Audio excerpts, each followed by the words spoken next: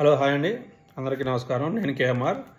So గత కొద్ది రోజులుగా మనం చూస్తున్నాము ఆంధ్రప్రదేశ్లో జరుగుతున్న వికృత కార్యకలాపాలు ఏవైతే ఉన్నాయో చాలా సిగ్గుచేటండి. మన రాష్ట్రానికి ఉన్న పరువు ఎలా ఉంది మీరు చేస్తున్న ఇటువంటి వికృత కార్యకలాపాలకు, చేస్తున్న ప్రభుత్వ ఆస్తుల ధ్వంసానికి పాల్పడుతున్న చర్యలకు మన ఆంధ్రప్రదేశ్ వైపు వస్తాయనుకున్న కంపెనీలు కూడా వచ్చేలాగా లేవు.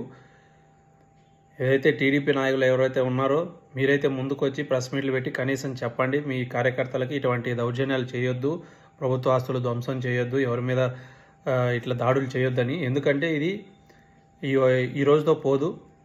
ఇటువంటి వాటిని చేయడం వల్ల మనకైతే మన రాష్ట్రానికి అయితే చాలా చెడ్డ పేరు వస్తుంది. ఇవాళ వైసీపీ కార్యకర్తలందరూ ఓటమిని అంగీకరించి కామ్గా ఉన్నారు. సో మీరు కూడా మీరు చేయాల్సిన కార్యక్రమాలు ఏవైతే ఉన్నాయో వాటి మీద దృష్టి పెట్టండి. ఇవన్నీ చాలా తప్పండి.